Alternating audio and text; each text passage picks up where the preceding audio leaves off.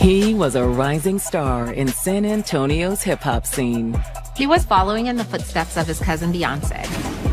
He wanted to make a name for himself. And with his ride or die by his side, it seemed like the sky was the limit. She was there with him every step of the way. Their love needed them to be together. Until his music career started taking center stage. He meets a new woman in the San Antonio music scene. Their creative relationship blossomed into something more personal. So when he's found dead, who is to blame? This was not an accident that took his life. The evidence points to a chilling crime committed by a killer with a grudge. There's a power and control dynamic that's at play. He's not responding, and I don't know what's going on. Don't believe anything she's saying. She was lying about the altercation. Her last boyfriend had ended up dead. She should have come with a warning label.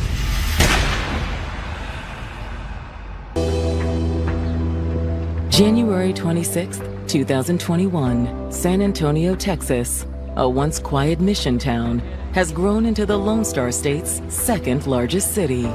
San Antonio has somewhere in the neighborhood of 2.5 million residents. It is one of the fastest growing cities in the country. San Antonio, for being a large city, really has a small town feel. It's very traditional, very old, and that makes it different than the other large cities in Texas. But around 12 p.m., the city's calm is shaken when a 911 call reaches the San Antonio Police Department. The woman said her name was Nina Edwards and she lived out of state in Louisiana. I'd like to report a missing person. The caller tells police that she's concerned about her stepson, who is a 34-year-old up-and-coming rapper by the name of Martell DeRoan. Martell lived in an apartment on the north side of San Antonio. She tells police that they've tried to reach Martell for the last few days, and they are very concerned. They have not been able to reach him. The last time we spoke to him was Friday. She said nobody's heard from him. Nobody's able to get a hold of him. Here's his address. Will you please go do a welfare check to make sure he's okay? We're really worried about him. When police arrive at Martell's apartment, there's immediate cause for concern. There was a hole in the door near the peephole. Their concern at that point was that it was a bullet hole. So they contacted the management and asked if maintenance could assist them with gaining entry into the apartment. Sir! Sir! Inside the apartment, the officers make a tragic discovery. As soon as they opened the door, they just saw a victim laying on the floor. Martell was lying in a pool of blood. Despite his reserved personality, 34-year-old Martell DeRoan had a powerful presence that caught people's attention the moment they met him. Martell was always separated from his peers by his quiet thoughtfulness that you noticed about him. There was a quiet strength that always seemed to set him aside. He was young, talented, intelligent, handsome, just a very, very impressive young man. One of the most important people in Martell's life was his high school sweetheart, Gwen Anderson. She was from his hometown of New Iberia, Louisiana. They really connected with each other from a young age and got an apartment in San Antonio. Their love needed them to be together. So when Martell decided to join the military in 2004, Gwen didn't shy away. He wanted to start a career and see the world, and that desire led him to join the military. He enlists in the Air Force. He was attached to an esteemed intelligence unit. Martell was very intelligent. He had to have been to be selected to be into that career field. However, after 6 years of service in the military, Martell decided it was time for a change. After reaching the rank of sergeant, Martell left the Air Force and refocused his passions towards his love of music. Martell always dabbled in music, but that was his hobby. That was his sideline.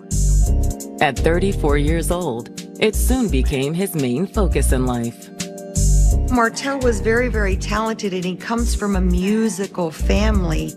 Martell and Beyonce are cousins. They share the same maternal grandmother that she named her clothing line after, House of Darion.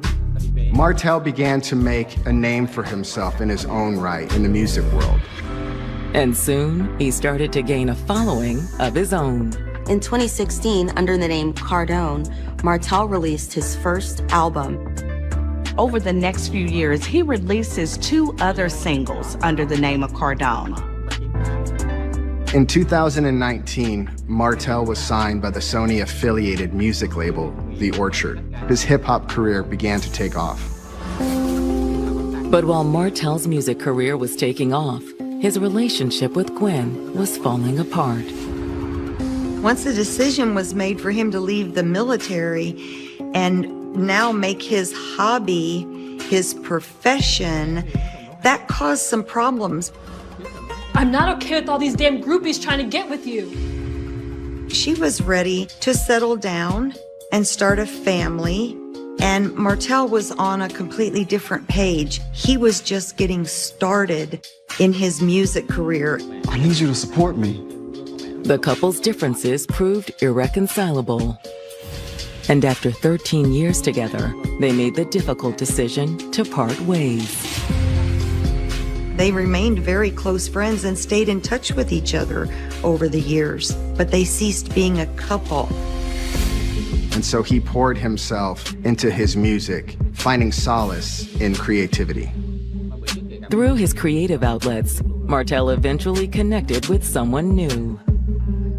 Before long, he meets a new woman in the San Antonio music scene by the name of Sasha Scar. Martell and Sasha hit it off very quickly. Like Martell, Sasha was an up-and-coming young talent in the world of hip-hop. All right, let's do it one more time. I'm gonna bring the bass up a little bit. They met filming a video for one of Martell's songs, and he recognized that Sasha had some talent. In 2019, Martell helped produce Sasha's first new single. Yo, that's perfect. Their creative relationship blossomed into something more personal, and they began dating.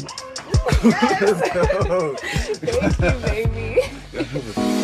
Together, they seemed like an unstoppable musical force. In San Antonio, Martell was already a hot commodity.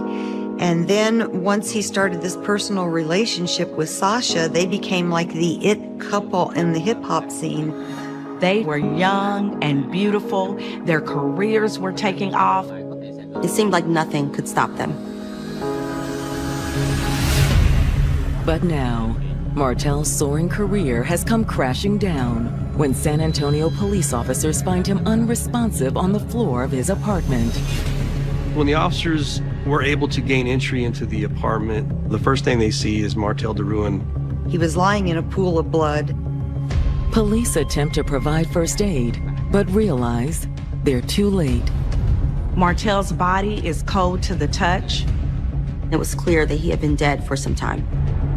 It's also clear how Martell died. This was not an accident that took his life. It was pretty obvious that the victim had a gunshot wound to the head. When homicide detectives arrive at Martell's apartment, they begin trying to piece together what happened. The apartment's in disarray. Some furniture is overturned. I noticed things broken on the floor. There's dishes broken, glass broken. There are signs of a struggle. A struggle which carried over into Martell's bedroom. Going back into the bedroom, I noticed that the bed is actually broken, framed from the headboard. It looked to me like there had been a pretty serious physical fight in the apartment. Something bad happened in there. Investigators also spot an important clue inside the bedroom closet. In the closet, they find an open container which has a 9mm magazine in it. The gun was gone. We couldn't find it anywhere in the apartment. That was a concern. and they wonder if this is the weapon that killed Martel. But if Martel's killer was inside his apartment, why was he shot from outside his front door? The only thing we found was a single gunshot through the door. It was just odd. By January of 2021, former Air Force intelligence specialist Martel Deruin was making a name for himself on San Antonio's hip-hop circuit. He was following in the footsteps of his cousin Beyonce. Martel was also forging a relationship with another talented musician named Sasha Scar. They were both young, they were both attractive, they were both talented. But now, 4 days after Martel was last seen, police have found the young rapper dead on the floor of his apartment. The victim had a gunshot wound to the head. They made a determination pretty quickly, like, this looks like a homicide. Detectives find clear signs of a struggle inside the apartment. So why does it appear Martel's killer shot him from outside the front door? It appeared that he was shot while looking through the eye hole of the door of his own apartment. It was just odd that there was this violent interaction inside the apartment, and yet he was killed from the outside of the apartment. Investigators quickly rule out robbery as a motive. They find nothing missing in his apartment other than the handgun. Martel's expensive music production equipment and cell phone are still in place. There was no sign of forced entry, we knew that. We knew that Mr. Deruin was in the getting started in the entertainment industry, an aspiring rapper, musician. We thought about, could this be related to that? Detectives hope that Martel's cell phone may lead them to a suspect. The detectives turn over Martel's passcode locked cell phone to forensic analysts for processing. And in the meantime, they start making contact with his neighbors. When we started the canvass, the first place we knocked was the neighbor's door right across from the victim's apartment. The neighbor tells police that he heard commotion between 10:30 and 11 Friday night. The neighbor said Friday night they put in an order for fast food to have it delivered. And about the time the food should be delivered, they heard some pretty heavy knocking, beating on an apartment door. Slamming on the door hardcore to the point where I thought it was on my door. Thinking that was their food delivery, they got up and opened the door. The neighbor says a young woman was standing outside. She was like crying in front of the door, and I was like, hey, do you need something? The young lady basically said, no, kind of in a don't worry about what I'm doing, mind your own business type thing. When you saw her out there, was she carrying anything, holding anything? No, not at all. He didn't see her with any type of gun. So he went back inside and tried to mind his own business. And then maybe 20 minutes later, I heard it banging again, and just heard some arguing at the door, and then I'm not too sure because I stopped paying attention at that point. I just turned up the volume and tried to zone it out. He didn't want to get involved. Detectives aren't exactly sure how yet, but they believe this mystery woman had something to do with Martel's death. We've now established that this critical incident happened on Friday night, which would explain why the family did not hear from the victim throughout the weekend. Down the hall from Martel's apartment, detectives discover another potential lead. They notice an apartment that has a video doorbell on the outside. The resident of that apartment unit didn't seem to be home. The police knock but get no answer, so they leave a business card on the front door, asking the resident to please contact them so they may download any possible video evidence. After completing their canvass, investigators are about to head back to the station. But before they leave, they're approached by a young woman who says she needs to speak to them. They said, okay, who are you? And she said, I'm Gwen Anderson. She was concerned. Can you tell me what's going on? Have you found him? Is he okay? Gwen explains that she's Martel's ex-girlfriend, and even though they'd broken up a couple of years earlier, they'd remained close. They were separated, but they still communicated. She tells the police the last time she had heard from Martell was around 1:30 p.m. on Friday afternoon. She hadn't been able to reach him in several days, so she figured she'd come and check in person. Detectives are immediately suspicious of Gwen's story. The fact that they had been broken up for so long and she was still showing up to his apartment, it just didn't seem right. At this time, we didn't know who was involved, and it wouldn't be far-fetched to believe that there was some kind of dispute between her and the man she was separated from. Could Gwen be the same woman Martell's neighbor saw outside his apartment around the time of the murder? Knowing that the neighbor across from the victim's apartment had seen this female banging on a door, we really wanted to talk to Miss Anderson and get as much information from her as possible. But when detectives inform Gwen that Martell is dead, she breaks down in tears. She became so upset that they weren't really even able to continue interviewing her at the scene. Detectives tell her to take her time, compose herself, and they'll schedule a time to speak with her at the station. After returning to police headquarters, investigators continue poring over the case. Check out this report from Friday night. Police uncovered that a 911 call was placed at the apartment complex around the same time that Martell was killed. San Antonio 911, do you need police, fire, or EMS? I need police now. The caller said she was afraid her ex-boyfriend had been injured. She's standing outside, is unable to reach him, and can't get inside. Do you hear him? No, he's not responding. There's a hole in his door, and I don't know what's going on. There's a hole in the door? Yes. And you don't have a key? No, ma'am, I don't. But it's what the caller says next that sends alarm bells ringing. Okay, and your name?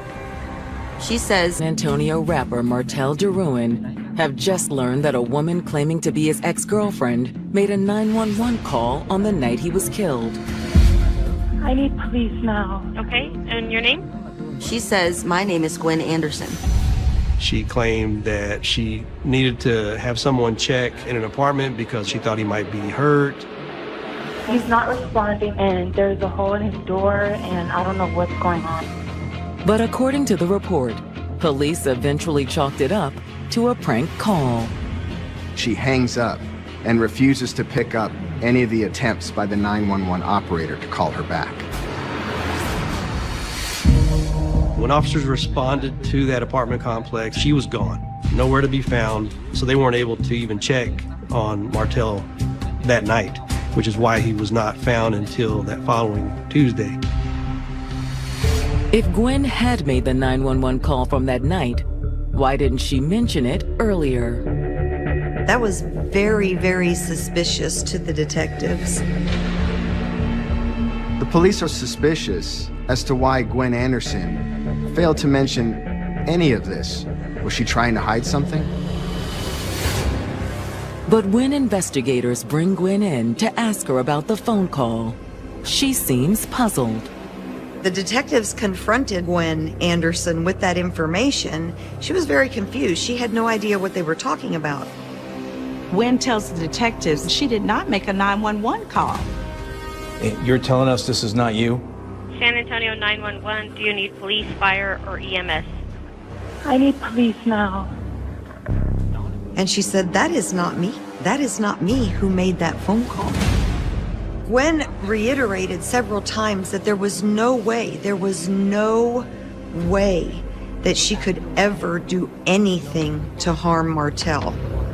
Gwen admits that their relationship wasn't perfect, even before the breakup.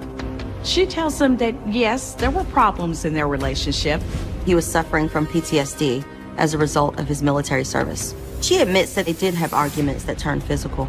But Gwen says they always found their way back to each other after some time apart. But she says she was still in love with him. She knew him inside and out. She knew that he was struggling with some mental health issues, and that didn't change the way she felt about him. They were young love. They grew up together. I think Gwen always thought that somewhere down the line there would be an opportunity for the two of them to get back together again because they were soulmates. But is Gwen telling the truth? The number that made the 911 call was registered to a burner phone. So at this point, they couldn't confirm or deny that Gwen made the call. Is there anybody who can verify your whereabouts on Friday night? No, I was at home by myself. Detectives was suspicious of her story, but they didn't have enough evidence to keep her in custody. However, before cutting her loose, police asked Gwen about what else was going on in Martel's life. They ask her, do you know of any other woman that Martel has been dating lately? He had told her that he was dating a young lady by the name of Sasha. Her full name is Sasha Scar. Gwen says, based on what Martel told her, he and Sasha were having serious issues in their relationship. Martel would share with her the fact that this relationship with Sasha was pretty stressful. They would fight and argue quite a bit. And I think he even mentioned to her before that he was wanting to get out of that relationship. At that point, detectives shift their attention to Martel's new girlfriend, Sasha.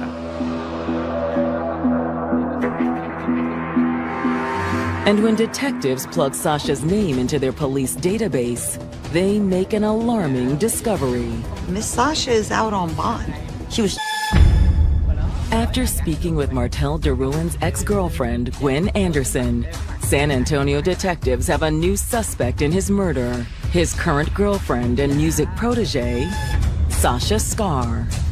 According to Gwen, Sasha and Martel had a pretty tumultuous relationship that he was trying to get out of. Now police records have revealed this isn't Sasha's first brush with the law.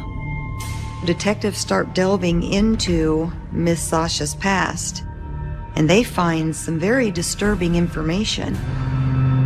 In 2019, Sasha was charged in connection to the homicide of her last boyfriend. Sasha's then boyfriend had been shot and killed, and another man had been seriously injured. 21 years old, and she's been involved in the death of 2 of her boyfriends.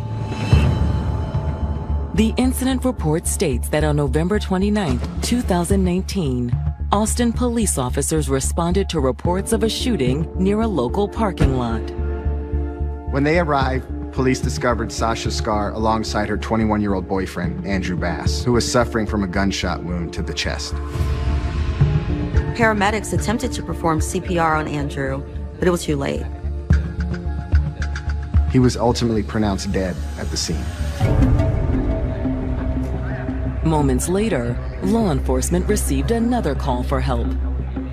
While police are with Sasha and Andrew, another 911 call comes in from a nearby liquor store. The caller says another man has come in with gunshot wounds to his leg and to his chest.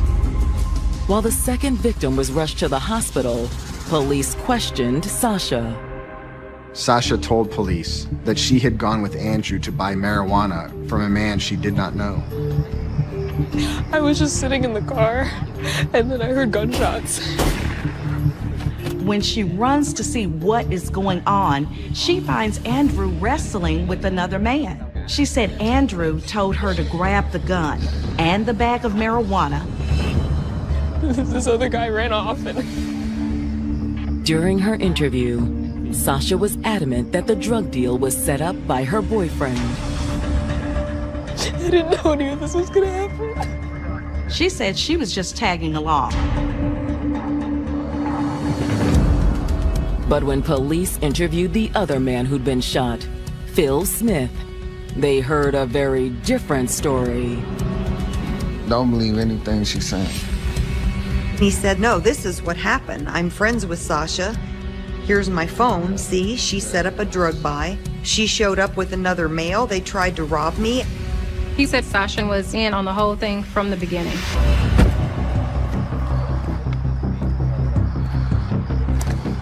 Empty your pockets, Phil. Realizing that he was being robbed, the man grabbed his own gun, and the 2 men exchanged shots. They end up wrestling on the ground. Sasha eventually grabbed Phil's gun and he ran to the liquor store for help. When police investigate further, they discover the evidence lines up with Phil's version of events. Sasha was lying about the altercation. It was definitely a planned robbery and attack on this young man. Ultimately, she was convicted of aggravated assault with a deadly weapon, a first-degree felony. Then, in January 2020, 1 year before Martel was killed, she was released on bond. We knew there that she definitely had a propensity for violence, so we wanted to make sure that we tracked her down. And when detectives look through Sasha's recent addresses, they make a surprising connection. We found out that she used to live on O'Connor Road here in San Antonio. O'Connor Road. That sounds familiar. That call on Friday night to 911, the caller initially gave the street name as being on O'Connor Road and then stopped herself. It's 16735 O'Connor Road, not O'Connor, La Cantera Parkway. Did Sasha Scar make the 911 call from Martel's apartment, posing as Gwen Anderson? Now I'm starting to put it together. But tracking down their new prime suspect will be easier said than done. We had to find Sasha Scar. The family was really digging in. They knew it was important to find her, and it was difficult. We didn't know where she was. The police can't find her anywhere. Sasha is not answering the phone. When police visit her previous address, they find out that she no longer lives there. As patrol officers continue scouring the city for Sasha, detectives receive word that their forensic analyst has managed to unlock Martel's cell phone. We did have Mr. DeRuin's cell phone, and we were able to pinpoint messages that were between him and Sasha on the night of January 22nd. Looks like these came through at about the same time the neighbors heard that fight Friday night. The texts give investigators a first-hand look at an argument that was spiraling out of control. Martel was sending Sasha a long rant about how he caught her talking to another man and how disgraceful he found her behavior to be. The text messages also point to a physical altercation between the couple that night. He said, "Yes, you attacked me. I defended myself." Martel wrote, "You attacked me, all because I asked you to leave." Shortly thereafter, he said, "You should be locked up in jail for the rest of your life. That's where you belong." It sounded as if Martel was kicking Sasha out and ending their relationship. The messages prove Sasha was in a heated dispute with Martel on the night he was killed, but it's still no smoking gun. Police have no airtight evidence that Sasha fired the shot that took Martel's life. The evidence is still circumstantial. Until detectives get a call from a new witness. San Antonio Homicide Unit. Investigators receive a call from one of Martel's neighbors, the man who has a doorbell camera installed at his apartment. This person did allow us to look at it. On the video, they see Sasha Scar walking in front of Martel's apartment with a gun in her hand. That just blew this whole case wide open. And Sasha Scar, from the night he was killed, San Antonio police have zeroed in on the 21-year-old rapper as their prime suspect. Mr. DeRuin was texting her, and it obviously led to this big fight. It became crystal clear that a physical altercation did occur inside the home. And thanks to newly obtained ring footage from one of Martel's neighbors, police now have their smoking gun. The Ring video camera, the value of that evidence in this case cannot be understated. We were able to see that on the footage, she was carrying a cell phone in her left hand and a handgun in her right hand. Investigators are stunned by the video, not only about how concrete and undeniable this piece of evidence is, but also how nonchalant Sasha appears, walking with this gun in her hand and texting on her cell phone. On the recording, investigators can even hear Sasha placing the 911 call San Antonio police received on the night Martel died. We actually heard her make the 911 call where she even claims to be Ms. Anderson. I'm trying to get in my apartment, but I'm not able to get in. She was trying to frame Martel's ex, Gwen, for committing this crime. As far as detectives are concerned, this is just undeniable proof that Sasha shot Martel. Once we were confident that she is our suspect, we obtained an arrest warrant fairly quick. But there's one problem. Investigators still have no idea where Sasha is. The manhunt's on. We're looking for Sasha. We've got to find her. When detectives try to trace Sasha's cell phone, they determined that the device had been switched off. So we asked for help from the Marshal Service to track her down. Meanwhile, detectives start reaching out to the people who know Sasha best. We did have some people come forward, actual friends of Sasha, one claiming that she called him, he came and picked her up. We believe that was on the night of the 22nd. She contacted me 2 days before it was time to come out here to Houston. He was very adamant about them not being. He gave us locations where he took her. It really wasn't helping too much at that time because she was still on the move.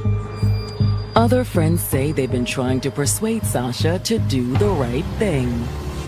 Friends were coming forward saying they were trying to contact her and they were trying to convince her to turn herself in. I keep calling her and it's going straight to voicemail. I can call her right now while you're on the phone and it's going to go straight to voicemail. Finally, on February 6th, more than 2 weeks after Martel was killed, San Antonio police get the news they've been waiting for. They receive word that Sasha has surrendered herself. Instead of taking the chance of being apprehended when she was least expecting it, she decided to turn herself in.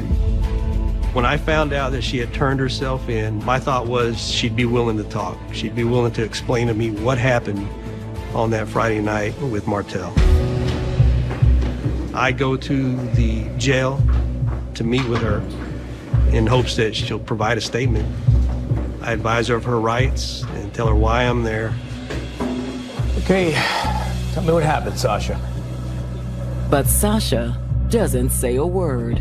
She refuses to answer any questions.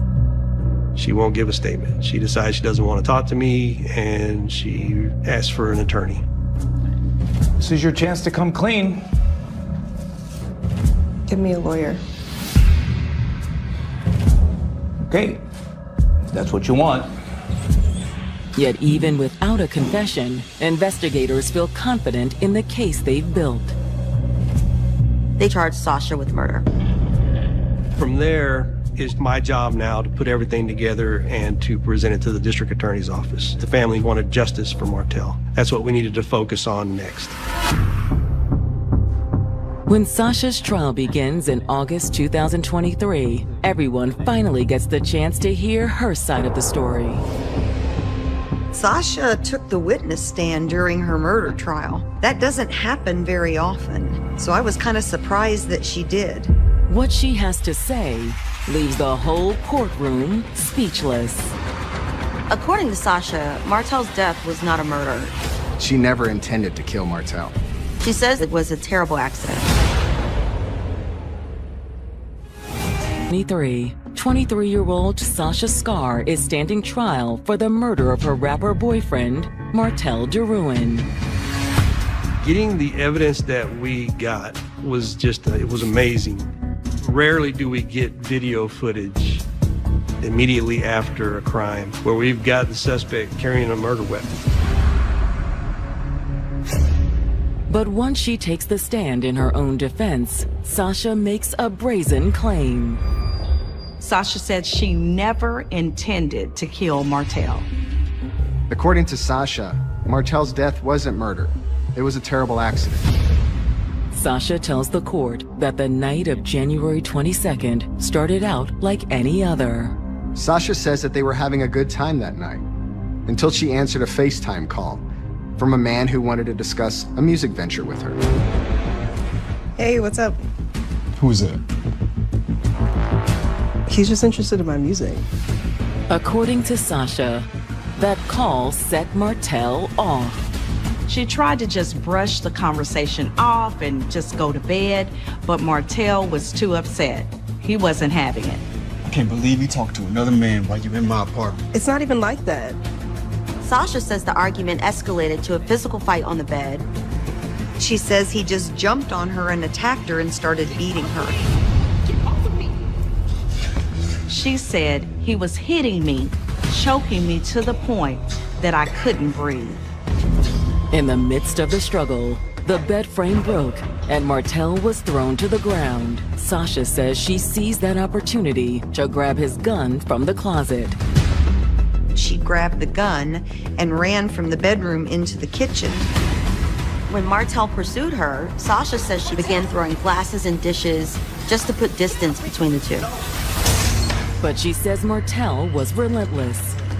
She said she'd fled out of the apartment. She said she was barefooted, she was frantic, she was trying to call someone to come and get her.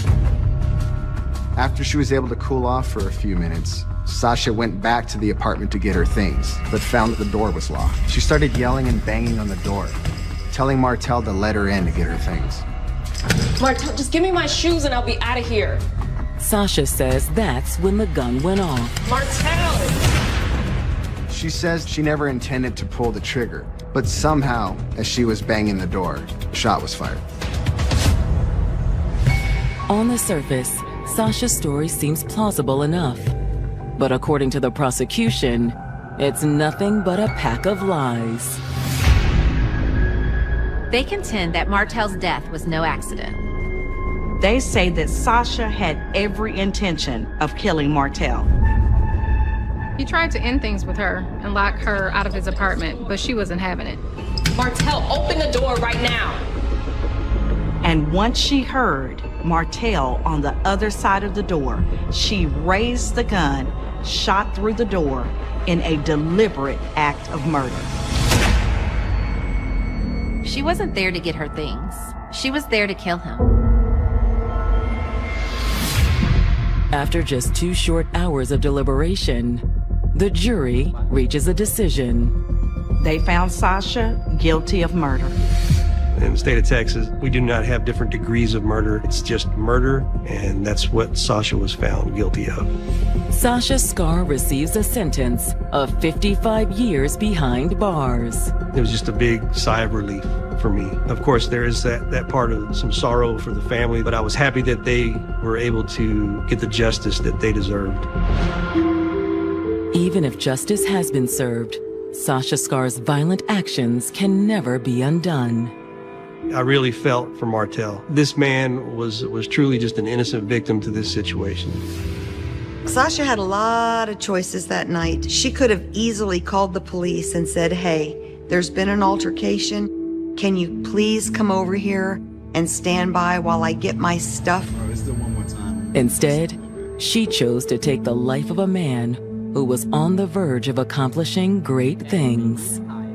Knowing what Sasha had done in the past, knowing what she was about, what she was into, I really felt for Martell, because he probably didn't know that. He knew with his relationship with her how it was going, but he continued to try to help her, which shows what kind of character he had, what kind of heart he had. And it was just tragic because he had this attraction with this woman.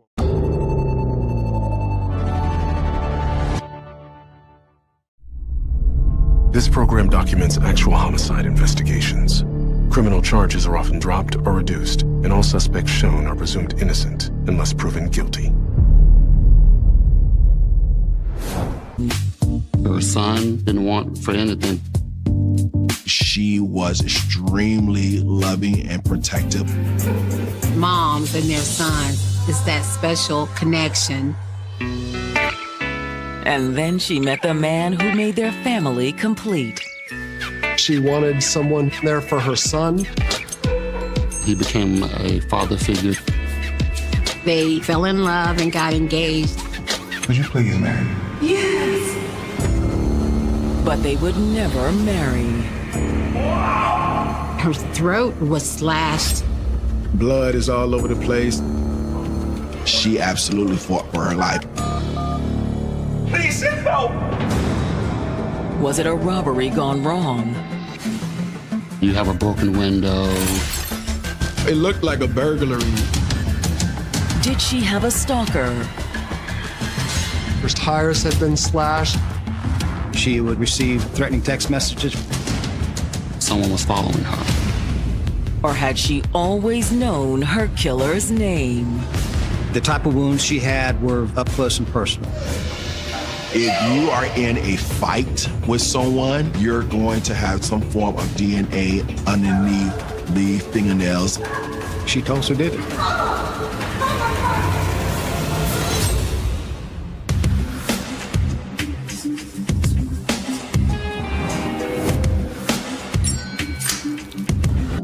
October 14th, 2015. It's Wednesday afternoon in Hampton, Virginia, a hardworking city of 130,000, just across the water from the sprawling naval base of Norfolk and the bustling shipyards of Newport News. Most all of the industry there is Navy, and people work at the naval shipyard. People help supply the naval shipyard. It's a very blue-collar area. A lot of people migrate here. It's a good, wholesome place. You have great school systems. It's a great place to raise a family. At around 3:30 that afternoon, Angelina Williams' 16-year-old son returns home from school. He's excited about a test he took that day. He thought he had done really poorly on this test, but he actually got an A. And so he was really excited about his grade. He couldn't wait for his mom to get home from work so he could tell her all about it. But when he lets himself in the front door, he notices something unusual. Mom? The door was unlocked. Mom, you come home early? He started looking for his mother, called out to her and didn't get any response. Mom? There was no sound in the house as well, so he went upstairs to look for his mom. But just as he gets to the second floor, he stops. Oh my God. He saw a large amount of blood right at the top of the steps.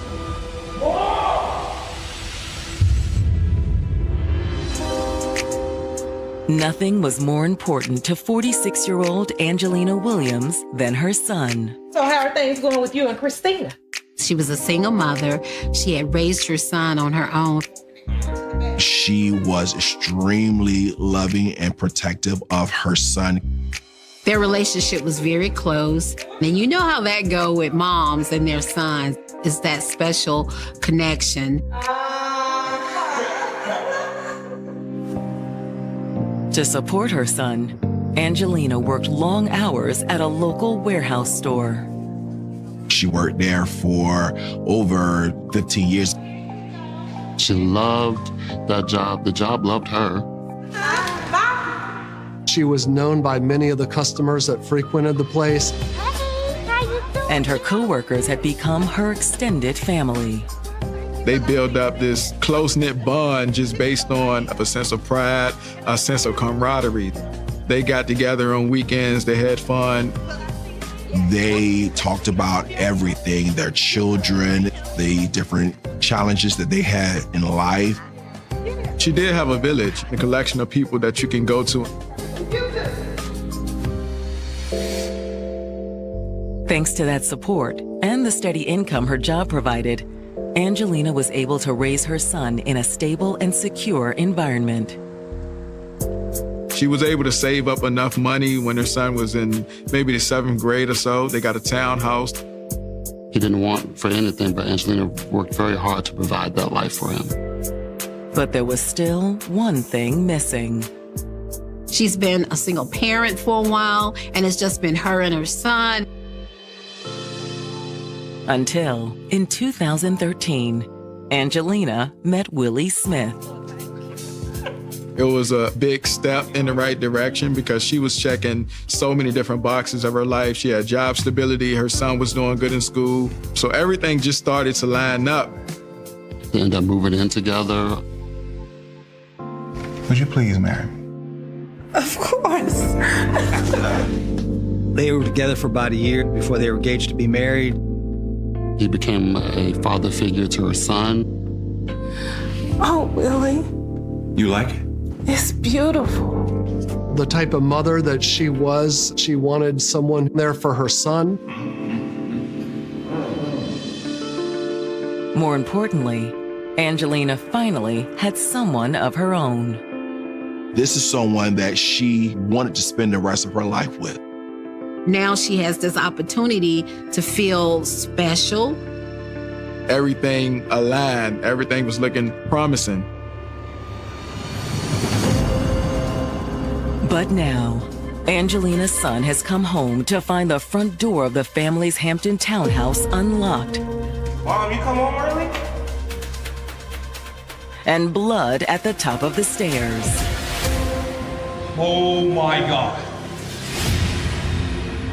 Just imagine riding the bus home from school, being in school all day, getting a good grade, having a good time, to coming home and now your whole world is shaking up.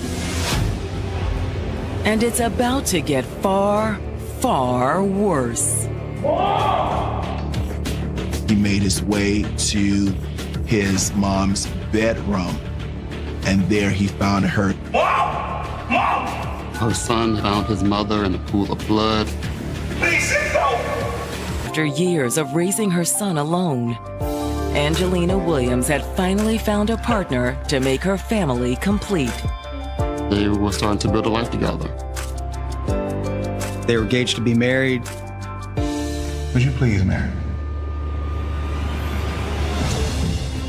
But now, Angelina's son has returned from school to find his mother lying in a pool of blood. Mom! Mom! He was very distraught. However, he is able to call 911. The police eventually arrived. But there's nothing they can do for Angelina. She had been stabbed multiple times, and her throat was slashed. Angelina was dead on the scene. She's deceased.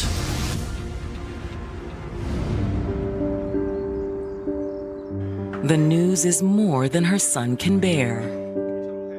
By the time the homicide detectives arrived on the scene, he had completely broken down. Let us know what happened. While he was crying, medics were assisting me and calming him down. Eventually, detectives decided to have him transported to the station so he could have more time to collect himself. After seeing to Angelina's son, detectives turned their attention to the crime scene. When I got to the top landing, I noticed a pool of blood. There was blood smears on the walls, which suggests that there was some sort of struggle at the top of the steps. But the struggle ended in the bedroom, where Angelina's son had found her body. She was laying on her side with her left arm over her head. Her stab wounds were in the upper area, like the neck, head area, which is a very vascular area, and so there would have been a whole lot of blood. On her hands, she had very severe defensive wounds. She was clearly fighting for her life. Nearby, detectives find a knife that may have been used in the crime. The top of the blade was missing. It had broken off. Detectives also find a pair of box cutters. One was open beside her, close proximity, had a lot of blood on it. It looked like the killer might have initially attacked Angelina with the knife, and when the knife broke, switched to the box cutter. But who was behind the vicious attack? We were thinking it might have been a burglar.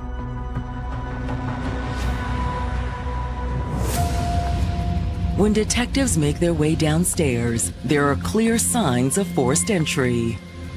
a broken window next to the front door. So it appeared to me at that point that whoever entered this residence came through that window. It seems that the intruder broke in, thought the house was empty, and he headed upstairs. But there was someone home. Angelina must have heard the glass break and started down the stairs to investigate, and then met the intruder at the stairs. That's when the attack began. He chased her into the bedroom, where he ended up stabbing her. Then, leaving Angelina bleeding in the bedroom, the intruder fled out the front door. Which would explain why her son found it unlocked when he came home. However, other details around the townhouse argue against a burglary scenario. Nothing looked disturbed, out of place. Angelina's purse is still there. Other valuables are still there. It's possible the assailant, after surprising and killing Angelina, just took off without taking anything. Or were detectives dealing with a targeted attack? The type of injuries she had were personal, very direct towards her upper body. The assailant was intent on killing her. Hoping for more information, police canvassed the neighborhood. But neighbors have little to offer. We'd like to ask you about your neighbors. They didn't see anybody coming or going in the house. They don't really know anything. Sorry, I don't. Angie got along with her about it. She just didn't really seem to have any enemies. Her and Willie are such nice people. Willie? Yeah, her fiance. The fact that Angelina has a fiance raises a new possibility for detectives. It could be a domestic violence situation. Do you know if there was any trouble between the two of them? Not that I'm aware of. The neighbors all agreed that Angelina, Willie, and her son, they were all great neighbors. Still, the detectives do wonder where Willie is now. Do you know how to get a hold of Willie? No, I don't. Hoping Angelina's son will know how to reach him, the detectives head down to the station to speak with the teenager. I know this is hard, but we need to get a little information that might be helpful for us.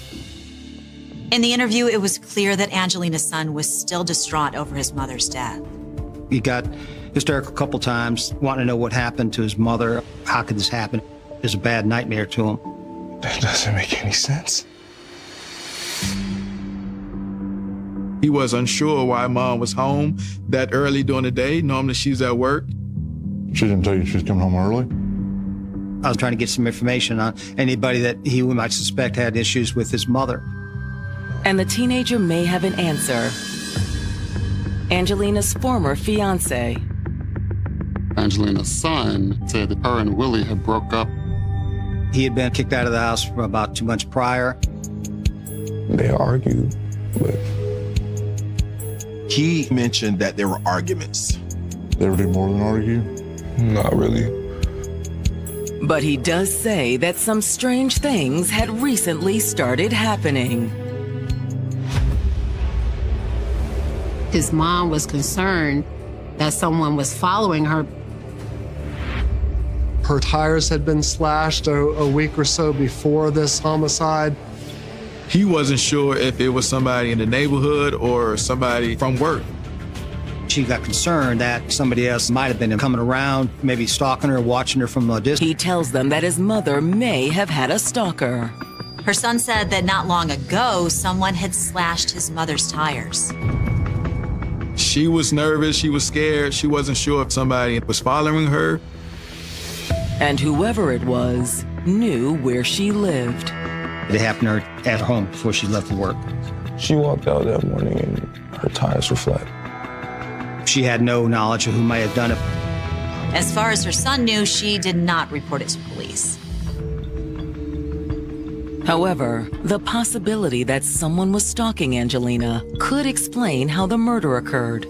We believe that someone had been watching her and following her and was aware of her comings and her goings. So the stalker would have known she was home alone and vulnerable.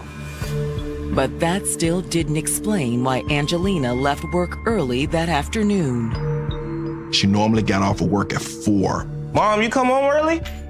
Her son had no idea why she had come home before him. You didn't know she was coming home early? Normally she's at work until after he gets home from school. So the detectives then went to Angie's job to try to figure out why she was home early. At the warehouse store, Angelina's manager is stunned by the news that she's dead. She's been killed? She'd been an employee there for a number of years. The manager also reveals why Angelina had gone home early that day. Angelina had clocked out at 11 a.m. because she just wasn't feeling good. But was she being followed? When the detectives check the store's security footage, the results are inconclusive. They did see her get in the car and proceed out the parking lot. Angelina wasn't approached by anyone and she just pulled off. But several cars did leave the parking lot around the same time she did. With Angelina's job being such a busy place, it was very hard for them to determine if someone had followed her. However, Angelina's manager is certain that whoever killed her wasn't someone from work. Her manager said that everybody there loved her, and she had this bubbly, overflowing personality. Several employees were a very long time good friends of hers. They all cared about each other. They all loved each other. So they loved her as if that was their family member. But could Angelina's manager reveal who was behind the attack? You know, I was afraid this would happen. And why's that? We did find out from her coworkers that during conversations with Angelina, she was concerned about Willie. Especially after he slashed her tires. Willie did that? Well, she wasn't sure, but we think so. Instinctively, she thought immediately it was Willie. And so she shared that information with her colleagues. According to her manager, Angelina's relationship with Willie had quickly turned contentious. When he moved into her home, I think she began to see a little more of who he really was. He would be out all night. And so he was someone who would spend the night all night out of the house. And of course, what woman would want that? And so that would absolutely cause conflict and friction. Where have you been? Oh, none of your business. When confronted about the excessive drinking and confronted about the all night partying or whatever he was doing, he became abusive. Just got here. I don't want to hear all that. You know what? You do the dumbest stuff. After this, she kicked him out of the residence. And running your mouth all the time. But he didn't stay gone. When she kicked him out the house, the first time, he tried to romance her back and said that he would change. And so her being in love with him, she did. After 2 weeks, she gave him another chance and she allowed him to come back into the home. According to her manager, Angelina soon regretted her decision. He did not change. He was still that same mean-spirited person. And so she asked him to leave yet again, and he did. It wasn't long after that someone slashed her tires. Willie had also sent Angelina a series of angry texts. What did they say? I'm sorry, I don't know. She did not go into details about the text messages, but she shared with them that he had texted her. But according to what Angelina did tell her, whatever was in the text could not have been good. She also shared with them that if anything happened to me, make sure you let the authorities know that Willie did it. Okay. Thank you for your time, ma'am. Hoping to find out what Willie had said to scare Angelina so much, detectives return to the station and subpoena her phone records. The text messages are a very important piece of evidence here because these are statements specifically from the suspect. Then, while waiting to hear back from Angelina's cell phone provider, detectives pull Willie's rap sheet. What they discovered was alarming to them. He had a violent past towards females. He had served time in prison for shooting a woman. Her ex-fiancé, Willie Smith, had done time for shooting a woman. This was alarming to the detectives. The charges stemmed from an incident that had happened 10 years earlier. He and his wife at that time were in a domestic dispute. He asked her to meet him at his relative's home in reference to giving her money for some type of business transaction. When she arrived at his aunt and uncle's home, he literally came out the house and he started shooting her in front of everyone in broad daylight. As he was shooting her, the uncle ran up to him trying to stop him. Willie Smith grabbed his uncle and threw him into a tree. His aunt then came out and she pleaded with him, and somehow they were able to get his wife into the house where she passed out and she woke up in a hospital. By then, Willie was in jail. But his wife refused to cooperate with the prosecution.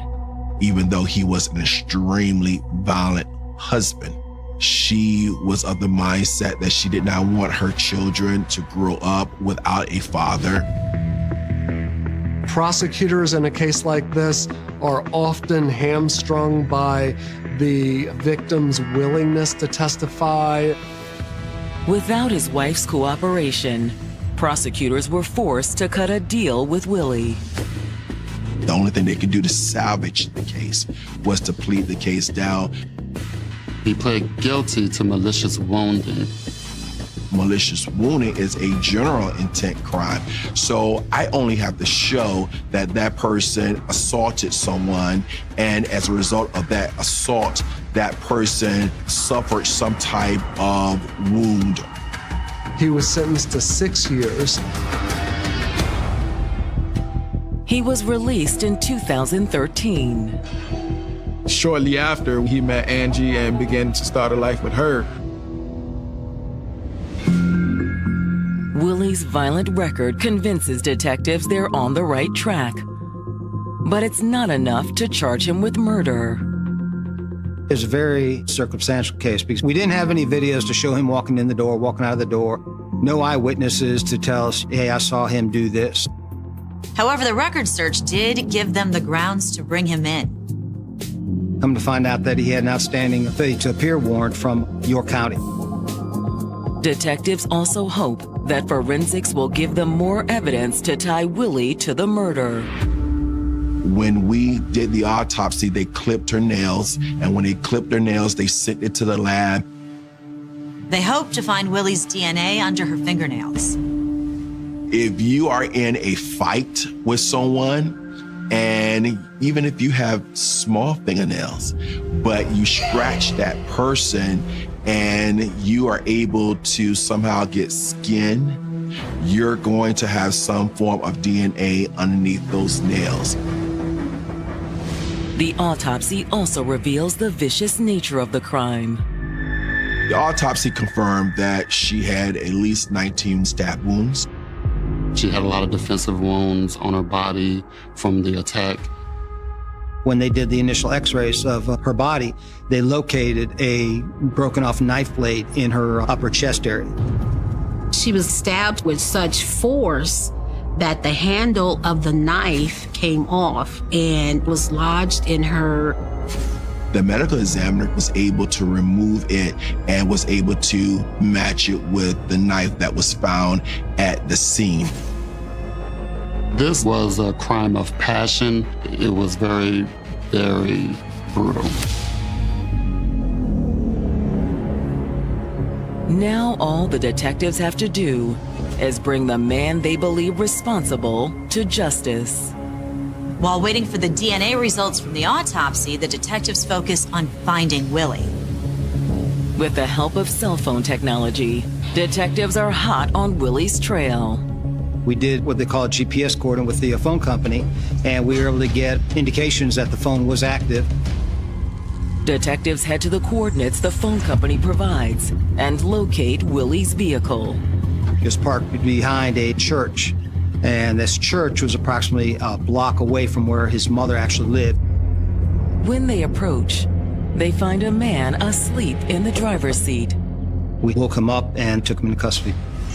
He did have an outstanding warrant, so they were able to arrest him based on that warrant.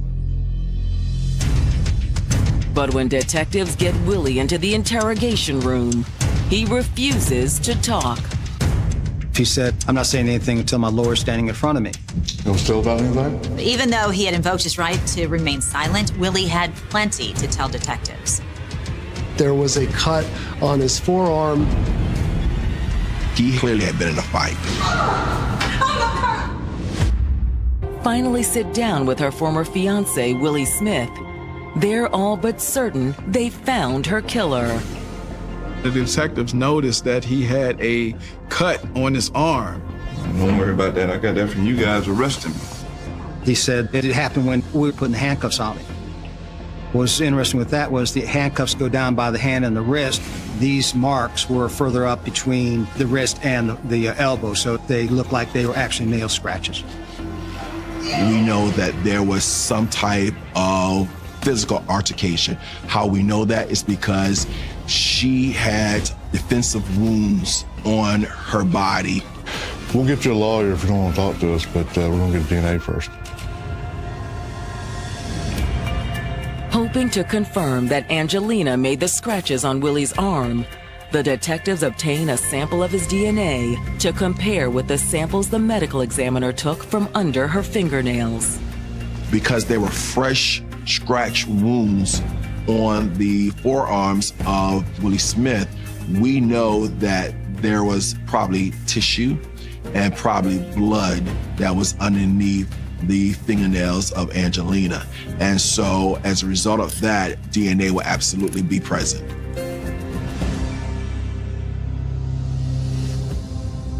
When they're finished with Willie, the detectives obtain a warrant to search Willie's mother's house.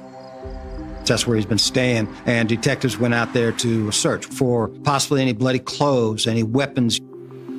They particularly wanted to be able to see whether this knife that was collected at the scene would have come potentially from the home. The police don't find any bloody clothes. However, in the kitchen, they did find a knife block. Every knife was there except one. But detectives believe they know where it is. The knives were a match to the broken knife detectives had recovered from the crime scene, and the knife blade recovered during Angelina's autopsy. They were all from the same manufacturer. It gave us a huge piece of evidence because we were able to match that blade with the weapon that we believe was used to kill her. And that weapon was ultimately confirmed to be from the knife block that we retrieved from his mother's home. As damning as the knife evidence is, the case against Willie gets even stronger when the detectives receive Angelina's phone records. Going through text messages, they revealed that Willie did text her in about October saying that he wanted to meet up, he wanted to talk. Angie refused, so Willie had turned on the charm. Yet again, he was trying to convince Angelina that, hey, I've changed. I want to be the man that you want me to be. But Angie wasn't going to fall for that a second time. Angie replied to him, I don't want to put myself through this again. We can be friends, but that's pretty much as far as we can go. That's when Willie's texts turned more desperate. He wasn't able to sleep, he wasn't able to eat. And this is a control tactic that most abusers use. He wanted Angie to see him in a state of desperation, so that way she'll be more easy and open to accepting his invitation. It didn't work. Angie stood her ground, was not interested in going beyond just friends. Soon after that, he'd started stalking her.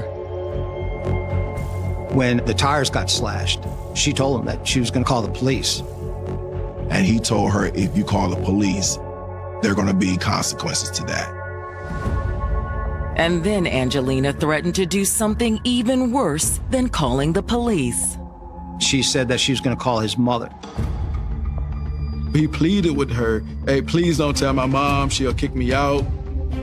Angelina responded to Willie with one final text message. Angie replied, I'm scared of you, Will. Angelina must have been terrified. She had to have an inclination that he may have been capable of doing something to her. Otherwise, she wouldn't have said, I'm scared of you. Detectives suspect Angelina was right to be afraid of Willie. Because when the detectives get the results of the DNA testing back, they have definitive proof of her killer's identity. She told us who did it. Willie's DNA was, in fact, under her nails. That directly places Willie at the crime scene. Smith's DNA under Angelina Williams' fingernails. Detectives believe they have definitive proof that the 49-year-old killed his former fiancée.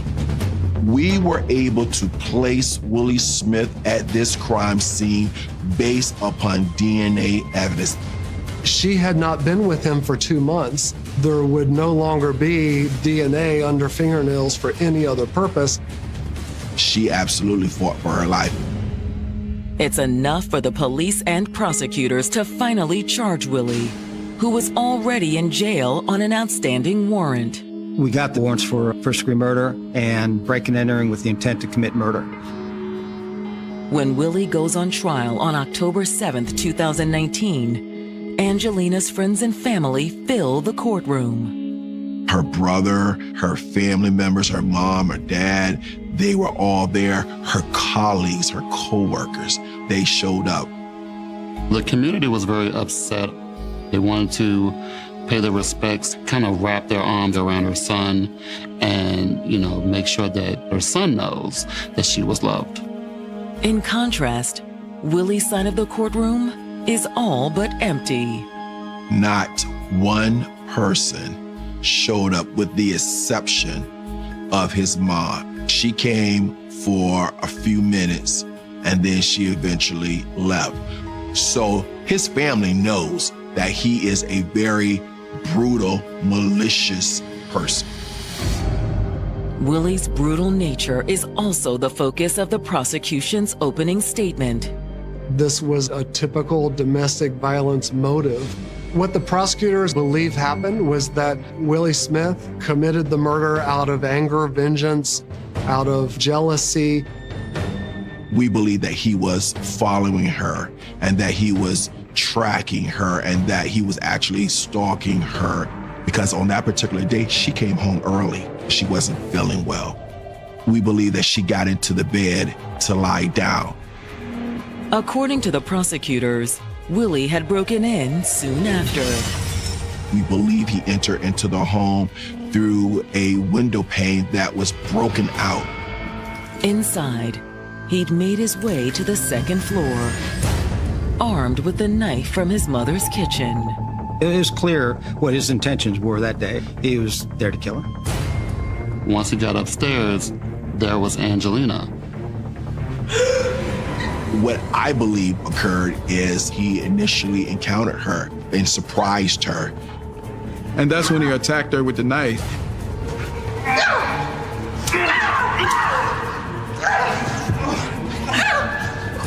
Angelina tried to flee away from Willie. He chased her into the bedroom. Once inside, the vicious attack continued. We do know that at certain points during the encounter, she was able to fight back and she left some marks on his body, but he was still able to overpower her. He ended up stabbing her 19 times. He had stabbed her with such a level of force that the blade had broken. All those things point to a very specific targeted anger. And according to the prosecution, all the evidence points to Willie as Angelina's killer. They had the text messages subpoenaed from Angelina's cell phone. The knife blade left broken in her body was a match for the set in his mother's house. Most of all, the crime lab had found Willie's DNA under her fingernails. That was the crux of this case. The DNA from the nail clippings. When it's the defense's turn, they do their best to raise reasonable doubt. There was some unknown DNA that was found at the scene. We don't know who that DNA belongs to, but the fact is that by finding someone else's DNA there in the house, that is an opportunity for the defense to latch on and argue, well, then someone else committed this offense. Will it be enough to sway the jury? It takes only an hour for them to decide. They found him guilty of both first-degree murder and breaking and entering with the intent to commit murder. That unknown DNA was irrelevant. That could have been a maintenance worker, it could have been a friend of hers, it could have been literally anybody. The most important DNA, though, is under the fingernails. The DNA that was consistent with the crime and consistent with how Angelina died, all of that DNA pointed to Willie Smith. The twin verdicts earn Willie 2 life sentences. He got life for the murder. It was first-degree murder in Virginia. The maximum penalty for first-degree murder is life. He got life for the breaking and entering a residency with a weapon, which is a life penalty maximum. So he got 2 life terms. But no amount of punishment can make up for the loss of Angelina. Still was a tough pill to swallow for members of the community, her co-workers, being that she was so loving and nurturing and friendly. Angelina should be remembered as a great mom, a great attribute to society, her co-workers, her neighborhood. And even though she is no longer here, her legacy remains very much alive. Angelina's son is thriving in college, and he has shown such courage and resiliency despite having to find his mom in the condition in which he found her. And so it's my hope and my prayer that he continues to do well in life.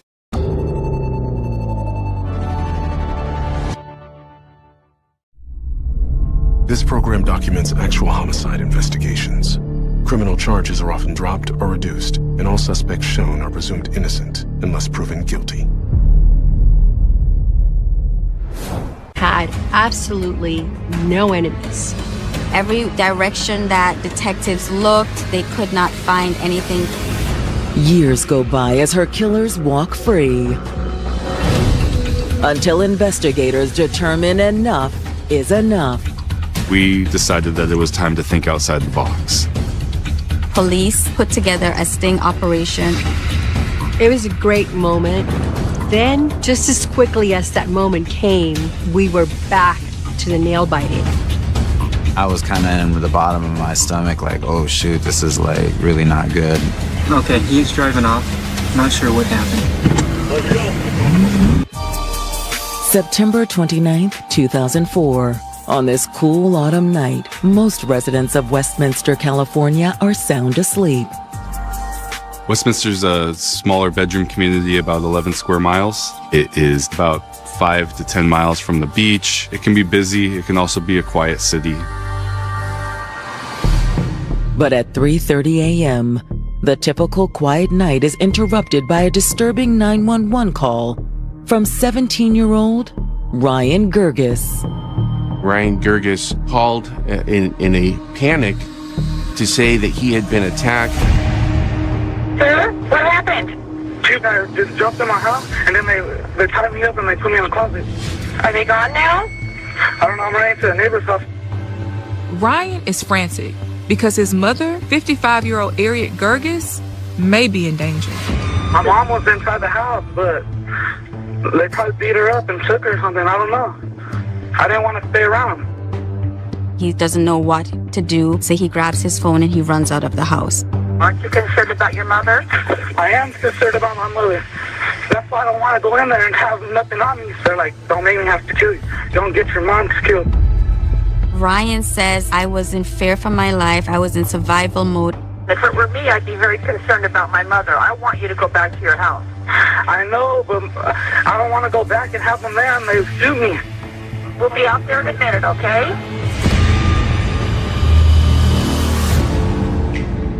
Egyptian beauty Harriet Gerges was known for always putting others before herself. She was like a really sweet person. She was like very tender-hearted. She was just very compassionate. Harriet had big dreams of getting married and starting a family in the United States. And in 1980, her dreams became a reality.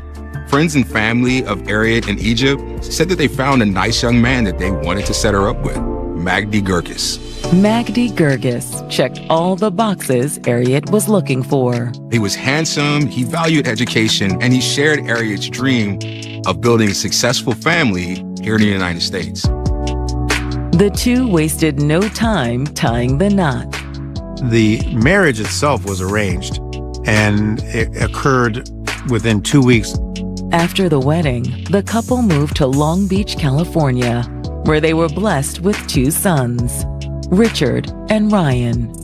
They built a life for themselves and did whatever they could to provide for their kids over the years. My mom would work in like a sterile lab, like actually soldering like the chips and stuff. However, Magdi was the primary breadwinner in the family. He worked as a respiratory therapist at Torrance Memorial Hospital. Like many immigrants, Magdi had an incredibly strong work ethic and drive to succeed. He just worked all the time, and he would just save, put away the money. To save some money, he would chew gum for a little bit and put it in his refrigerator so he could chew it later. And all of that hard work paid off, and he was able to save enough money to buy his family a home in Westminster. We had a nice little spot over there, a little gated community. My mom would take care of the house. She would always cook for us. Something smells great. Oh, there you are, Richard. Can I do anything to help you, Mom? Oh, no, I've got it. Sit. As their sons were becoming more independent, Harriet and Magdi were preparing to enter the next chapter of their lives. Their oldest son, Richard, was in nursing school, while their youngest, Ryan, was a junior in high school, getting ready to fill out college applications. Harriet and Magdi were now looking forward to finally being able to take more time for themselves. But now, the Gerges family is struck with terror after a violent home invasion. The only family members home at the time were Ryan and Harriet, so Richard and Magdi were spared. After reluctantly returning home, Ryan calls his family while he waits for the authorities. Richard, you gotta come home. Hurry! I got a phone call from Ryan. He sounded very hysterical. I hopped in the car, took off. It's then that first responders arrive at the home. Ryan is clearly in distress. He has blood on his face, and he has duct tape wrapped around his neck and his wrist. You gotta go upstairs and check on my mom, please.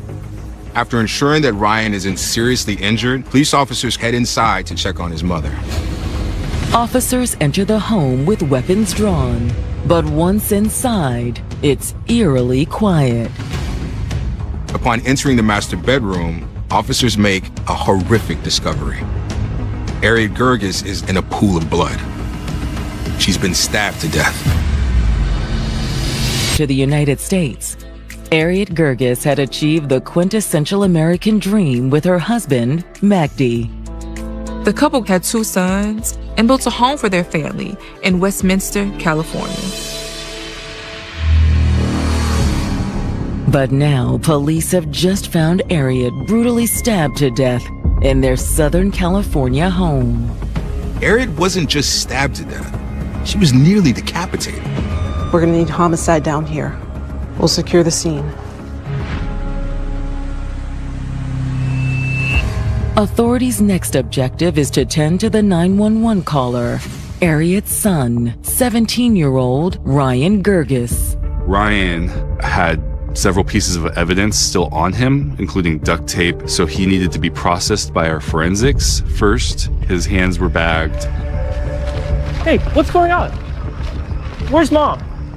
As soon as I got home, I could see my little brother, and he had like bags on his hands. And I was like, what's going on? Where's my mom? Where's my mom? They didn't want to answer. At this point, police don't know who's all involved in the crime.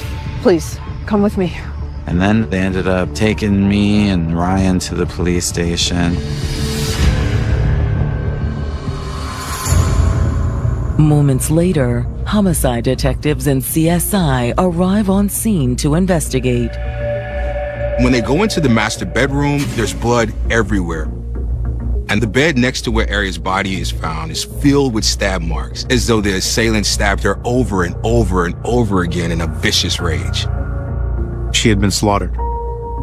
Faced with the brutality of the crime scene, investigators now wonder, was this a botched robbery or something far more sinister? Looking through the rest of the house, it doesn't appear that anything has been stolen. There was nothing taken. There was nothing of value taken, and there was money, and there were other things like jewelry found in the house in plain view.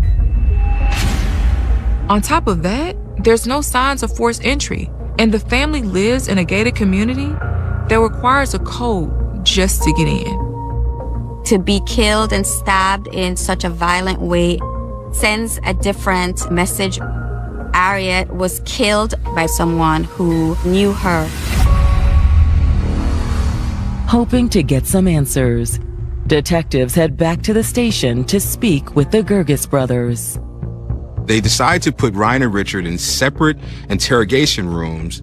Investigators sit down with Ryan first. He was the only precipient witness to this and the only person in the house. Really, at this point, he's the only suspect. Is my mom doing that? I think we're going to talk about that in a second, okay? All right. Detectives don't waste any time cutting right to the chase.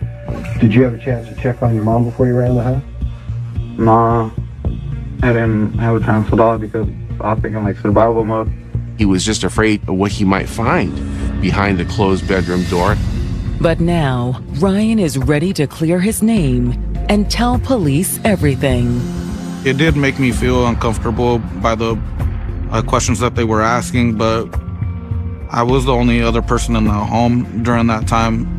I know that they needed to get the story straight, so I felt like I just needed to lay everything out on the table for them.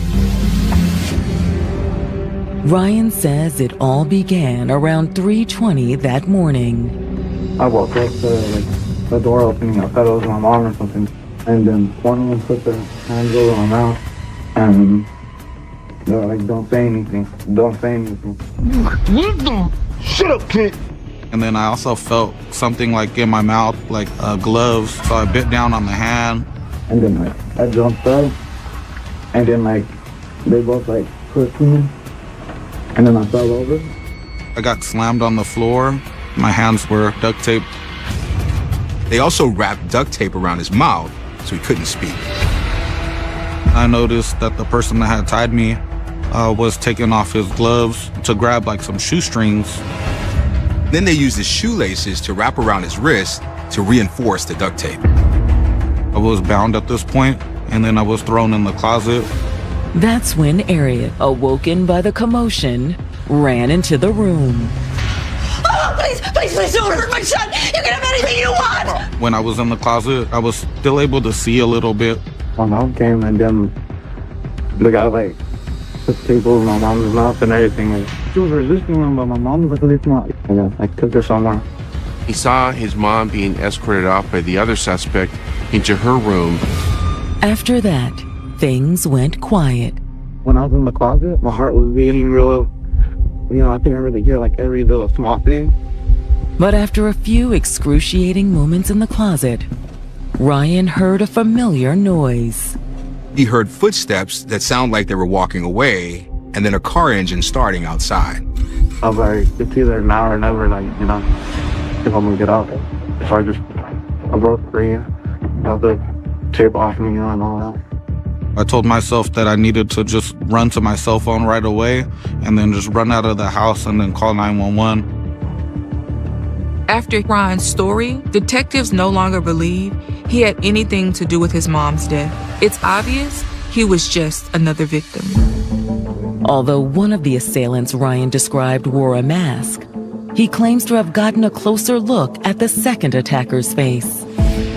He looked like he was one of those guys like that just came out of a pen and stuff, and just like wanted revenge on someone. Did you recognize him again? Yeah. Ryan agreed to later sit down with a sketch artist to describe the man's face, so they could get a good visual of at least one of the men to start hunting for.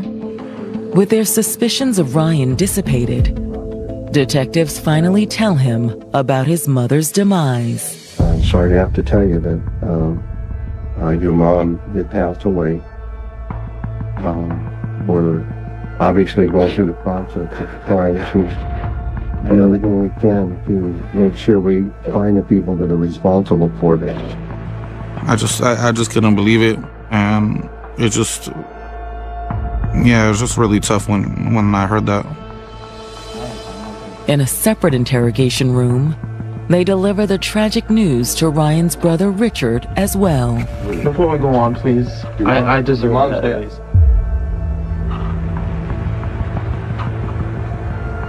So we have a murder investigation. Oh, no, she's not. No, she's not. I didn't hear that. My whole world went in slow motion. I remember I was like pretty distraught. No! No, she's not! She's not! Richard, take it easy. No! For the two young men, it's difficult to wrap their heads around their mother's death. My mom was a very sweet, loving person, and she went to church a lot, and she didn't have any enemies. But when detectives ask if there's anyone who could possibly be behind this, Harriet's sons have just one person in mind. The only person that she had a problem with was my dad. Police in Westminster, California are speaking with Ryan and Richard Gerges regarding the murder of their loving mother, 55-year-old Harriet Gerges. She was killed in a pretty brutal fashion. Harriet had absolutely no enemies. She was beloved in her community. She had a very small circle. The only person her sons believe might have a motive would be their own father, Magdi Gerges. The only person that she had a problem with was my dad. Me and Ryan were just like, he had something to do with it. The wrinkle in this scenario is that Ryan has shared that it was two black men that were the perpetrators of this crime. But they're wondering if this may now be a murder for hire. But why would their father want to pay someone to kill his own wife? According to Richard, his parents' relationship wasn't as rosy as it appeared. Richard says his parents are in a heated divorce. He says that his father even moved out of the house recently, which is why he wasn't there during the attack. I don't know. We had like the whole situation with my dad. They had the whole court case going. That's when Richard tells detectives a story, and it all begins to make sense. It was around their anniversary time, and he didn't do anything. And she told him, hey, why don't you take me anywhere? Or it's our anniversary, we should be celebrating this. And she was really upset. You're not listening to me. You never put in any effort anymore. Oh, here we go again. Why did I ever marry you? You're so selfish.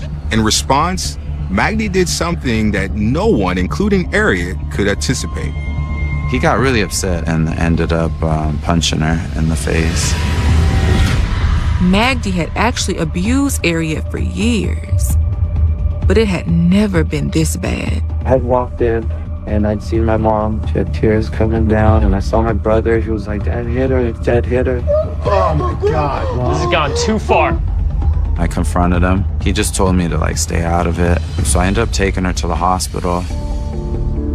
At the hospital, Harriet was diagnosed with a broken nose and a hairline fracture beneath her left eye. Magdi had physically abused her for years, but this time would be the last time. She told him that, my dad punched her in the face, and then that got the cops involved. By the time Harriet and her sons got home, Magdi was on his way out, in handcuffs. We were all pretty shocked because we came home and the police were there. When they put handcuffs on him, I remember him looking at me and he was like, "This is because of you. You did this to me! You'll be sorry, all of you!" Police officers followed up with Harriet and helped her get a protection order against Magdi, which banned Magdi from coming anywhere near her or the family home. She really ripped at him he was abusive to me this whole time. Everything she said was true. She wanted a divorce. Magdi was obviously infuriated. Now he could potentially lose his licensing where he worked at the hospital, and he could be out of a lot of money. If she prevailed in the divorce, he could lose half his property, including the home that he worked so hard to buy. Now with Magdi arrested, the family lived in fear of what he would do when he made bail. He got that stone cold look in his eyes because we've never really crossed him that way. I was kind of in the bottom of my stomach oh shoot, this is really not good. This guy's gonna retaliate. Westminster police have just learned that murder victim Harriet Gurgis had a very tumultuous relationship with her husband, Magdi. Magdi had been abusive toward Harriet for years, but after a violent punch to the face, she subsequently pressed charges and filed for divorce. My dad, he was really upset. I was kind of in the bottom of my stomach oh shoot, this is really not good. This guy's gonna retaliate. Magdi made bail after just 5 days behind bars and got himself a new apartment. My dad was living in Long Beach on a restraining order. Now, 7 months later, it seems Magdi is the only person with a motive to want Harriet dead. So they bring Magdi in and ask him if he knows anything about his wife's murder, and his demeanor is very nonchalant. So is there any reason you could think of someone want to break into that house? Sir, your guess is better than mine. He says he has no idea, he doesn't know anything, but detectives were very suspicious of Magdi. So they decide to just directly confront him with their biggest question. Did you pay anybody to break into your wife's house? What kind of question is this, my friend? It's a question I have to ask. No, I will never do that. Magdi denies it. And once it becomes clear that Magdi's not going to confess, investigators have no choice but to let him leave. However, he remains the primary focus of their investigation. So as soon as Magdi leaves the station, investigators get to work looking for something to connect him to Harriet's murder. Detectives are able to confirm Magdi's alibi that he was at his apartment in Long Beach during the time of the murder. We looked to see if there was a large amount of money withdrawn, as well as phone records to see if Magdi had talked to anybody that was out of his normal day-to-day routine, and we were unable to locate anything. They tried looking for the man in the sketch Ryan helped them draft, but they couldn't find any man who fit the description with a connection to Magdi. Every direction that detectives looked, the DA looked, they could not find anything tying Magdi to the murder. Police, they were very optimistic at first, but they were running into a lot of dead ends. Years pass without any new leads, and Magdi even moves back into the family home. Ryan and Richard had moved out of the house and they were living with grandparents at that time. Regardless, Harriet's loved ones aren't giving up the fight for justice. We'd be calling the police and they're like, nothing new. I kept trying to push to keep it open and to keep things going. The whole department was trying to work on it. And finally, in 2012, a breakthrough in forensic technology allows for a glimmer of hope. With the advancement of technology and DNA, there was a chance that DNA evidence could have been left behind. Ryan mentioned that when one of the intruders was tying a shoestring around his hands, he removed his gloves. It was very likely that his DNA was transferred to the shoelace. The detective went ahead and was like, you know what, I'll rerun the DNA evidence and we'll see what we could find. When they ran that DNA profile through the National DNA database called CODIS, it belonged to a known gang member and hitman named Anthony Bridget. Anthony's record shows that he is a career criminal, and he does have gang ties to the Trey 57 Crips gang. Anthony Bridget had killed in the past. He fit the profile if you were looking to hire a hitman to do this job. We compared the photo of the sketch made on the night of the homicide with Ryan to that photo of Anthony Bridget. And it was striking how similar the photos were. He was someone totally opposite from anyone that our family had any ties to or any connections to. It was just mind-blowing. Anthony had been arrested in 2007 for a parole violation and was currently locked up in California State Prison. But now that they found Anthony, they're still wondering, did Magdy actually hire him? Or did Anthony have his own motive for the break-in?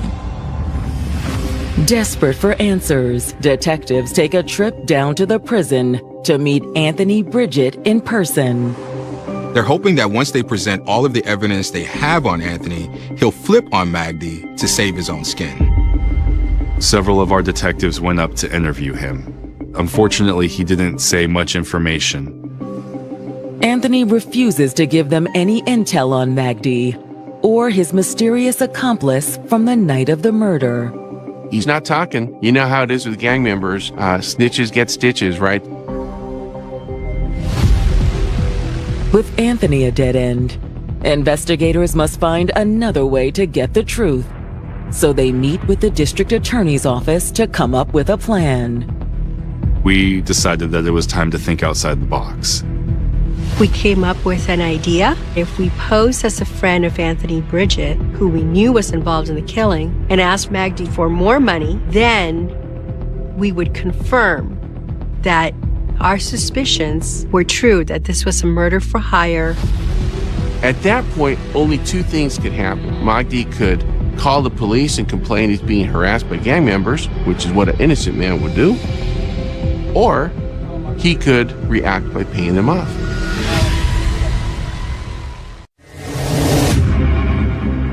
Investigators in Westminster, California are convinced Magdy Gerges is responsible for hiring two men to kill his wife, Harriet. They just need to prove it. We decided that it was time to think outside the box.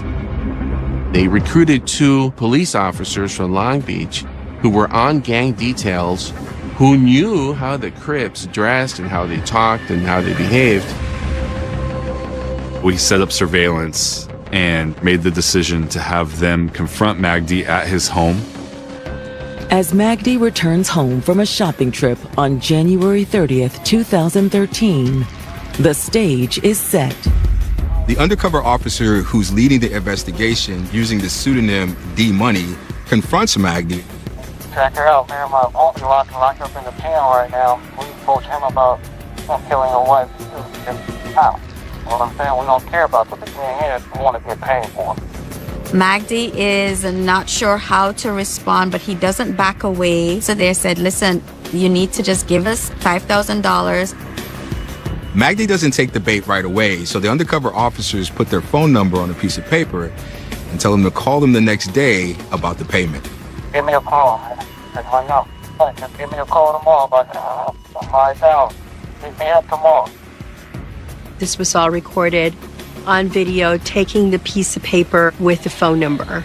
And now we had to sit and wait. The next morning, investigators are anxious to see what Magdy does with the phone number. Now, if he's innocent, he should call the police right away and report what happened to him. But the next day, he went into the city of Long Beach and stopped at a payphone. It looks like he's talking to somebody right now. Look at it on his phone. When Magdi makes his call, it's to none other than D-Money.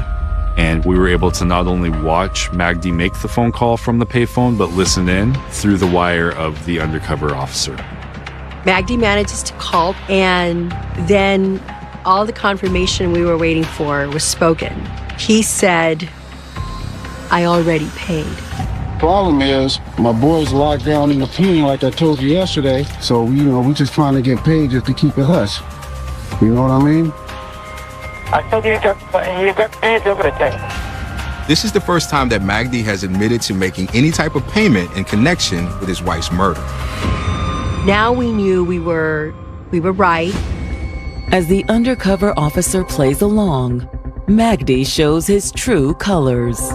We got paid everything, but they pushing up on my boy, man. 5,000 ain't that much, man. I don't have it. That's the problem. 1,500 I have on me.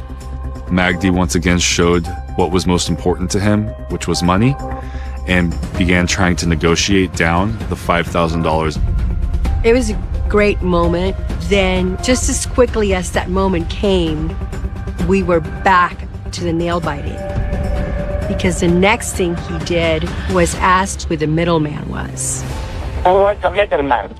This was new information to us. We were unaware of a middleman. For a moment, they wonder if everything is about to blow up in their faces. Fortunately for us, our undercover officer was quick to think on his feet. Everybody know who the middleman was. I ain't worried about that. The information that I got, player, I can go to police, but I'm not. I'm just trying to get my money so I can go. Magdi doesn't push the question again.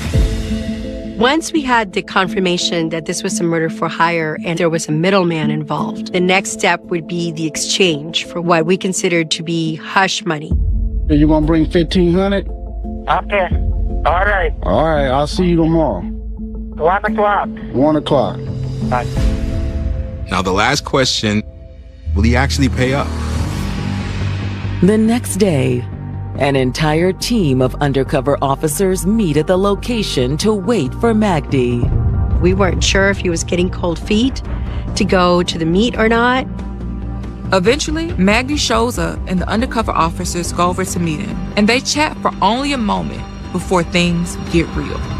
Magdi never got out of his vehicle, but he did do a money exchange. And as Magdi hands over the $1,500 cash, Westminster's undercover officer has one last question to ask him. He had asked Magdi what his wife did that was so bad to have her murdered. But he didn't take the bait. And he tried to drive away. Okay, he's driving off. Not sure what happened. We kept a distance from my dad. My grandparents were like, would recommend you guys move up north. So I ended up taking them up on that. My dad was still living at the house that my mom was murdered in. Come to find out, the area where my mom was murdered, he didn't even change the carpet. He cut the square out and just literally had the carpet patched. That really upset me. I was really shocked. For nearly a decade, Magdi Gerges has been the prime suspect in the murder of his wife, Harriet. And now California investigators have launched a sting operation in attempt to finally take him down. So Magdi shows up to meet who he believes are gang members, but are actually undercover cops, and he hands them $1,500. Our undercover officer had asked Magdi what his wife did that was so bad to have her murdered. Magdi didn't bite. He tried to drive away. Okay, he's driving off. Not sure what happened.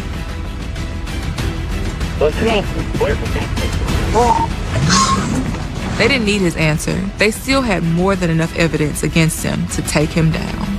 Long Beach is taking the takedown. Long Beach is doing the takedown. Stand by. When they made an arrest on my dad, it was a bittersweet moment because it's my father getting arrested, but at the same time, I felt wow, we finally are about to get some justice.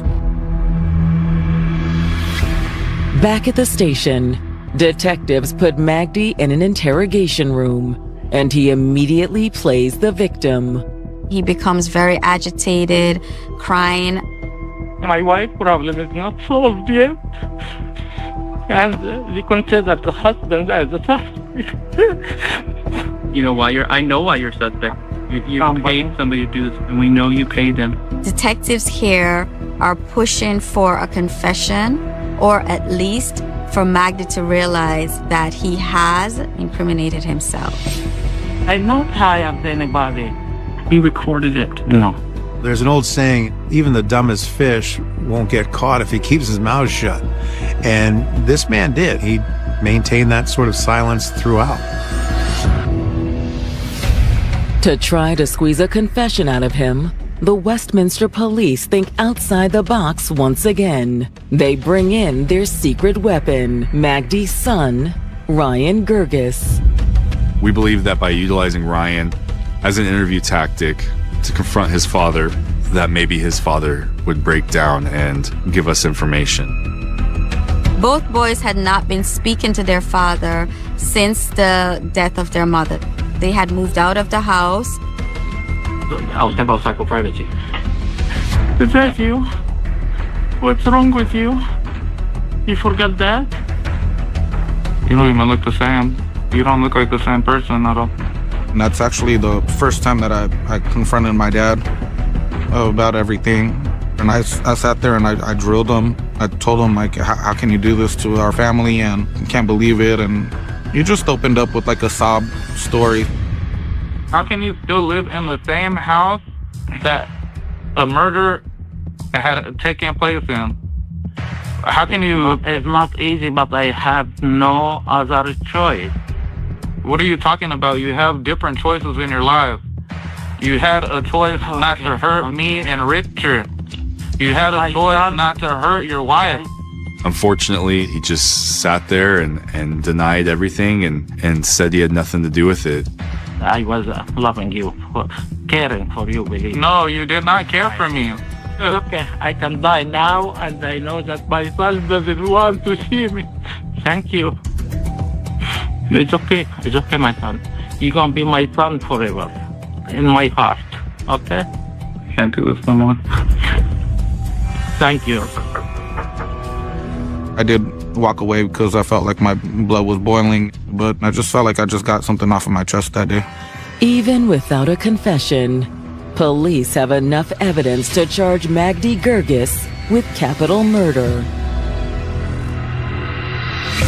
And finally, 10 years after Harriet Gerges' murder, Magdi's trial begins in the spring of 2014. The prosecution team paints Magdi as somebody who was focused on accumulating financial wealth, was selfish, and was an abuser. Harriet's domestic violence case against Magdi Gerges was one of the primary motives for why she was killed. He would lose his license if he was convicted of a felony at that time. So it was very important that that case go away. In addition to that, there was all of the divorce issues. He was very frugal, and he knew that if they would have divorced, my dad would have probably had to pay alimony. So prosecutors believe Magdi came up with a plan. He would eliminate his wife before she could ruin his reputation and take his precious money. Prosecutors believe that Magdi went through some type of middleman to hire two men to kill his wife. They're certain one of the men was Anthony Bridget, but the identities of the second killer and the middleman are still a mystery. Magdi gave them the code to the community gates and gave them a spare key to unlock the door. Then in September 29, 2004, two men entered the home and tied up the younger son, Ryan, so that he was out of the way. With Ryan tied up in the closet, the assailants carried out their deadly mission. They turned their attention to Harriet. They believe the other suspect was the one who actually killed Harriet. He stabbed her over and over again. This is the most horrific violence. Harriet's life was stolen at the very moment she tried to reclaim it. And that is the real tragedy. Yo, let's go. Come on. After that, the killers fled and remained anonymous for years. It almost looked like Magdy would get away with it. But thanks to breakthroughs in DNA science, police were able to hone in on Anthony Bridget and, by extension, Magdy. Then prosecutors revealed their most damning evidence: the footage of Magdy paying hush money to the undercover officers. His evidence of guilt is all in his state of mind and that intent to kill and the actions he did to make sure that happened and to make sure that stayed quiet. But it's not as if you have someone with a smoking gun for the jury to say, well, this is the person who did it. And on April 17th, 2013, the decision is left for the jury to decide. Ultimately, they found Magdy Gerges guilty of first-degree murder and conspiracy to commit murder. Magdy was sentenced to life in prison without the possibility of parole. When it's Anthony's turn in court, he's found guilty of first-degree murder, conspiracy to commit murder, and is sentenced to life without parole. For Richard and Ryan Gerges, finally seeing their father behind bars is a relief after 10 long years of seeking justice. But unfortunately, it's not the end. The person who actually slayed Harriet Gerges is still out there, and so is the so-called middleman. It was a little sad when it wasn't everybody, but at the same time, I thank God that we ended up getting the justice that we got. As long as they're still free, me and Richard are still working hard to get the story out to everyone that could definitely help with the capture. If you have any information, please come forward to the Westminster Police Department. While Harriet's absence has been a painful burden for her sons to bear, her memory reminds them of how to move forward. She helped really teach me how to love and be affectionate towards others and be compassionate towards